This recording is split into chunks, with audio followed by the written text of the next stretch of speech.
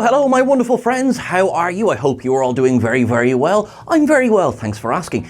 I cannot begin to express how much I appreciate every single one of you. Yes, you. I see you looking at this going, I did not talk about me. I am talking about you. You're awesome. Thank you to everyone who likes and who shares and who subscribes. Look at how the channel has grown. Please go on, do the thing, hit the buttons, because you know we love you. We are going to get into it again this week. Can you believe we're on episode 7? I'm not ready for it to end. So it's called the Serene Squall. We're going to go through everything we liked and give it an up, and everything that we didn't like, and we're going to give it a down. I'm Sean Ferry for Trek Culture, and let's get going.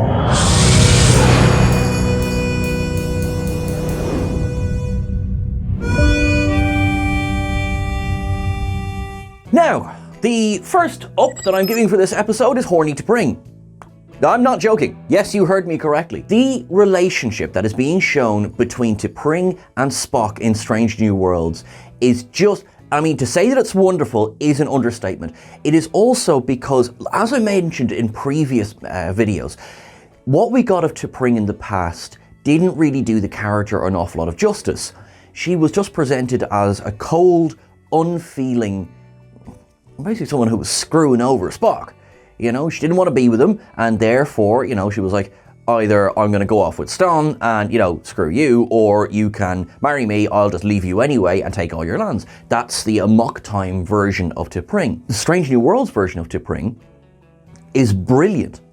Gia Santu again delivers a fantastic performance in an episode that you wouldn't necessarily think would actually be about T'Pring. She's shown in the rehab center, she's working with, you know, attempting to reform criminals, but she's also, she really wants her relationship with Spock to work. I have so much more sympathy for T'Pring of the original series. So, to my point about Horny T'Pring, it's more of a case of, look how much effort she's putting in to trying to understand Spock's human side as well. Now, the actual exchange is very, very funny. Hello, look, let's talk about, you know, human forms of intimacy. And Spock nearly chokes on his wine.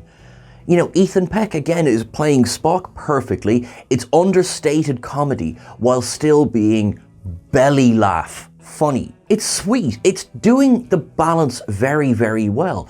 Because if I have one criticism over some previous examples of Spock, it's that the point of Spock is not to show the lack of emotional control, you know, to kind of, you know, to point it as far away from Leonard Nimoy's version. It's working that small amount of emotion into that emotional control. That's not a criticism against performances or even direction. It's a very hard balance to find. So far anyway, based on what we've seen, Ethan Peck is nailing it, but Gia Santu as well. They make a very, very strong team together. She is pure Vulcan, he is half human. They are both emotional in their own way. There is so much emotion coming from T'Pring in the lift of an eyebrow. And it's, I have to say now, you know, at the risk of just gushing all over them, 100%, I loved this storyline in this week's episode. The two of them together, now I'll discuss more later on, but just the performances of both of them are absolutely spot on. The joke had me properly laughing, and yet it didn't feel exploitative, it didn't feel like shock value humor, it absolutely worked. This leads directly into my second up, because it follows straight on from this scene, which is Spock and Chapel. Now I'm just going to call this up, I Need a Friend. How many times this season can I continue to say that I am loving Spock and Chapel?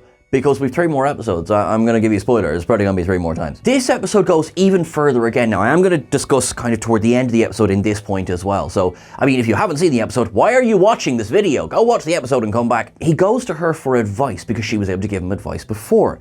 He seeks a understanding ear from her, and he is able to voice his feelings, which he of course has, that's the whole point of it, without, you know, feeling too lost. He is able to look to her for support.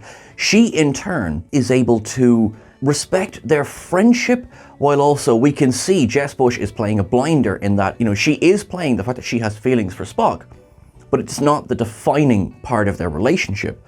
And again, this tightrope of a thing to walk, and it is just, it's so well handled. I am falling into gushing at this point. So let's kind of jump along to, they're in engineering together, we get that reveal, which I'll discuss in a second, and then they end up on the bridge together. Either Ethan Peck and Jess Bush are, madly in love, or two wonderful actors, because I believe that kiss. I'm kind of rooting for these two kids now, and I love T'Pring.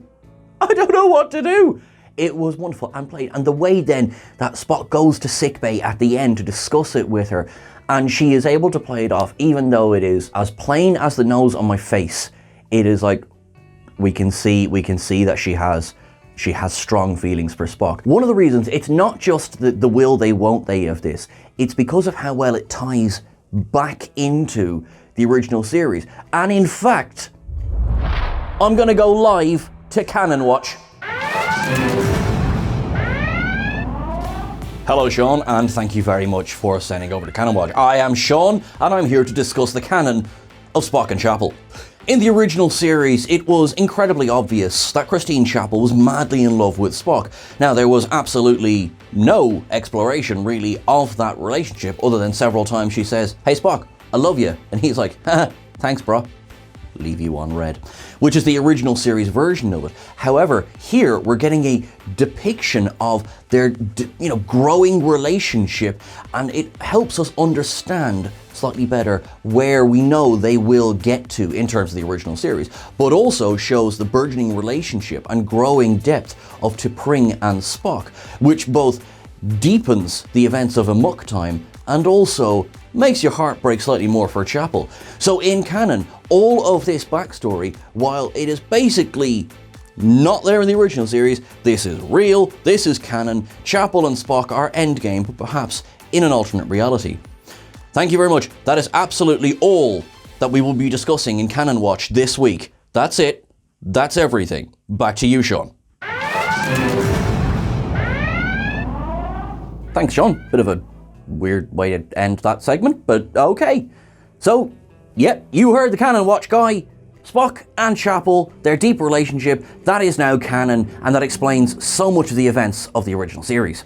Now, this is a wonderful up that I'm giving this week to Jesse Keitel, who guest stars as Dr. Aspen this week. They just so comfortably slot into every scene that they're in. From the initial appearance in Pike's quarters, lovely to see a return of Pike's quarters, I really, really want to have dinner there, where they discuss their mission to find the colonists, they discuss why they left the Federation, they just straight away they seem to hit it off with Spock. Of course, they're a counselor and they are able to see that Spock is, struggling with his emotions. It's wonderful, and you can see straight away that perhaps there is the roots of a long and deep friendship there. It's out to be the Serene Squall, and whoopsie doodle, the rug is pulled out from everyone else and Dr. Aspen is in fact Captain Angel. And I don't think they're very angelic, thank you very much. I actually think they're quite the opposite, because they're not a very nice person. No. I will be honest, I did see this coming, but that's not me being Sean, actually, if you look at this scene, I just think that Keitel played the part so well. Maybe my cynical heart was like, nah, they're a little bit too nice, aren't they? They're a little bit too good. So, but I did love the reveal. I think I really saw it coming when Spock handed them a phaser, because there was such a point about it. So even though there was a great line, which is, "Spock, I'm not a fighter. Based on what you have just told me, I find that statement to be untrue." Oh, you flatterer. It worked out really, really well. And then, of course, there's the reveal and engineering, and there's two phasers, and suddenly they're on the bridge, and they're in Captain Pike's chair. Things look pretty grim. I will, however, say this just for 1 second. I do have a down. Those pirates took over the Enterprise really easily. I mean, like, really easily. So understand, shields dropped to beam over to the, turns out to be Serene Squall. Intruder alarms? No? Any security teams whatsoever? No? Okay, so they're just in control now. And I mean before we even have, command codes locked over. Did love the scene on the bridge where, the pirates get in and you have Ortegas, who continues to be amazing, and Una are there ready and they're firing and shooting and it's all great and fun. And then Spock and Aspen Angel get off the bridge, and it's good. It was just really too simple. Sorry, that was a down that stood out to me, but not to detract from. Keitel is fantastic. Just really plays a nice classic baddie in this one, because they can play emotional, they can play good. They're being mean to Spock, and that made me sad. But it made me dislike them even more, which, ironically, makes me like them even more. I can have layers. I'm an onion, okay? Absolutely fantastic. I really hope we get to see more of Keitel this season, because they were a great addition, and it looks like they might be part of an ongoing story. Well, sorry, I'm being told by Canon Watch I have to stop talking. Oh, very quick up, actually. There is a very short discussion in Spock's quarters between Aspen, Angel, and Spock. The conversation, the context is Aspen goes, you know, you're half human. And Spock goes, that is merely by genetics. I was raised on Vulcan. To which Aspen goes, well, that's merely geography. So that was two things. One, that's a shout out to our very own Kate Rackley. You're wonderful. And second of all, is that is basically nature v nurture summed up in Star Trek. Well played. Well played. There was no way that this was not getting an up. Michael Hoff, you bleeding little legend, repping the Irish, and also green for Orion. Go on, you majoke. Ah, that was good fun. Michael, actor from County Offaly in Ireland. Bloody nice to see you there. Actually took me a second because I just wasn't expecting it. Took me a second to place the accent. I was like, wait a minute, I've heard that before. He played a good baddie. I hope that's not the last we've seen of him. Could be, because things didn't look so rosy aboard the Serene Squall. They didn't look so serene aboard the Serene Squall. Oh, I'm so funny. But yeah, I liked his back and forth with Pike an awful lot. And, you know, now it was like, come on now, anyone with half a brain cell is going to see that Pike is playing everyone. But listen, I enjoyed it. You might know this guy from Game of Thrones, Chapel Wait, if you've seen that, which is an adaptation of the Stephen King story, Jerusalem's Lot, from the Night Shift short story compilation. We're Stephen King's fans. We like this. My God, really hope we see you again. Great to see a Irish Orion. There is actually, in their conversation, Pike and Remy. All right, I'm going to put my head on the block for this one. I have it down. I didn't buy it that Pike was playing him when he said the line, the Federation doesn't care what happens outside Federation space, but you've kidnapped the flagship. And I was just like, at this point, we still very much think the colonists are real. And I know you're screaming at YouTube right now going, Sean, that's nitpicky. Sean, he was playing him. And you're probably right, but it's my party. I'll down it if I want to. However, that scene also led to, now there's a little mini segment here that will pop up every now and again. I'm going to call it Pike's Peak, because Pike's hair is become a topic for online discourse. And I think that this was a wonderful version because we see during the interrogation, his peak goes down, showing that he can do both up and quaff and also emo. Is there anything Hanson Mount can't do?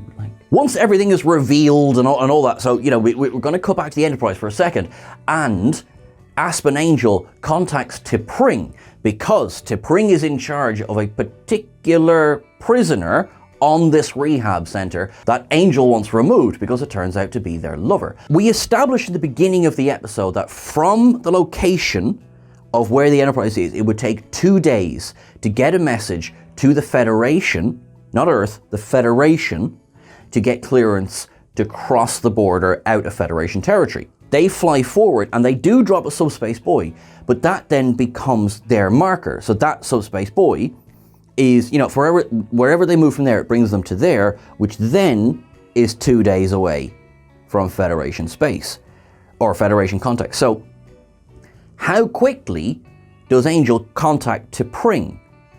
And then it's live. And I'm sorry to say it, but that's a down for me, because that was, you made a point of saying in the beginning of the episode that we were 2 days away, and at the end of it, we've got a live upload to Vulcan, which we know is not that far from Earth if we look at our star charts. Shout out to Larry Nemechek's amazing Star Trek star chart encyclopedia. Anyway, it looks pretty. That's a trillium down. That stood out for me, I'm afraid. That really did. I am sorry to be, but it was like, come on now. Great scene, but you'd made a point of saying that scene couldn't happen earlier on in the episode. It did lead me to how well they were all playing the part, though. That's an up from me. Both T'Pring and Spock, and of course Chapel, everyone jumps right in. And it's really well done. And you really feel like T'Pring and Spock are breaking up. I've already mentioned the kiss. I do love the fact that Angel's in the background going, come on now, lads. Are you serious? Do you really expect me to fall for this? And then also, there's that moment of, oh, hang on, Vulcans don't lie. It's really good. I really enjoyed it. That was a bloody good scene. Even though, like, yeah, of course we knew what they were doing, but Vulcans don't lie. Nicely done. Also, nice workaround. It's Chapel who says the words, "We're having an affair." Oh, I love this show. Anyway, as was always going to happen, right, Angel escapes, but all the pirates and everything are all, it's fine. They get back aboard the ship. And then we have Pike sitting in the captain's chair going, "Ahar, me mateys. If they turn up again, we'll make them walk the plank." Just to be met with Una's going, "Please stop." Up. Just up. Because this show is silly. It doesn't take itself too seriously. It's brilliant. It's one of the many reasons I bloody love Strange New Worlds. Now, that is absolutely everything for our ups and downs, so please, take a walk with me to Cetacean Observations.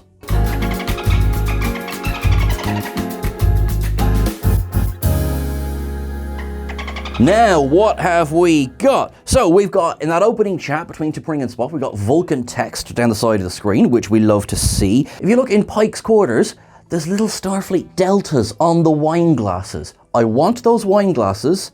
Whoever sends them to me, I will make it worth their while. There is, of course, the mention of the Colinar later on in the episode. Now, if you look really close, okay, behind Spock on his screen is the scanning pattern of the Enterprise's sensors. That is a direct reference to the Deep Space Nine episode Trials and Tribulations. In that episode, the Defiant is sent back in time. Now, they are able to beam aboard the Enterprise by correctly interpreting their scanning pattern.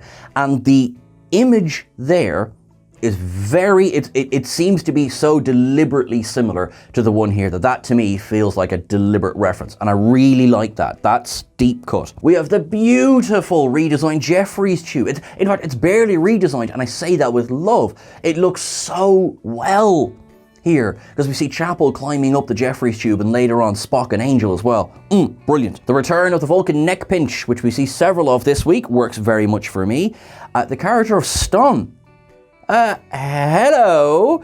Well, we know he's going to get pretty important in T'Pring's life as time goes on. Nice inclusion. Now, there is the return of what looks like the Vulcan Corvette from Star Trek Discovery, which absolutely works. That is a ship that is in service at the time, and that is great. Yeah, so I think that's it. What's that? Hang on. You want to go back to Canon Watch? Hello, Sean, and thank you for cutting straight back to this emergency broadcast because, oh my god, they brought Cybok into Star Trek Strange New Worlds. Up, Latinum up. Oh my god. Cybok! Right, why am I talking about this in Canon Watch? Even Gene Roddenberry said Cybok wasn't canon. Now, yeah, because he was having some serious beef with William Shatner at the time with Star Trek V. For full details, go and check out our Star Trek V breakdown lists because it's super interesting. Cybok. Amazing! We haven't even mentioned Cybok since Star Trek V, The Final Frontier. So people straight away might be going, hold on now, hold on. Are they just kicking Canon across the face with this? Not necessarily. Chapel wasn't on the Enterprise A in Star Trek V. So there is absolutely no reason whatsoever to think that she didn't know about Cybok. You know what I mean? So the fact that she just wasn't there doesn't mean that Spock never told anyone. He just never told Kirk. Or McCoy, obviously. This works. But this solidifies him in ongoing canon, which is great. As I said, there was a dispute about canon. From Roddenberry, there was a dispute about canon when it comes to Star Trek V. But this solidifies him there. He is a child of Sarek, born outside wedlock. He had the kind of the long hair here, and you can see the little bit of a beard. I presume we're going to get more of him this season. Maybe we will, maybe we won't, hard to tell. But in terms of, the canon watch of it all, Cybok is canon. He has now made his second on-screen appearance in Star Trek live action. I couldn't be happier. And yeah, back to you, Sean. Thank you very much, Sean.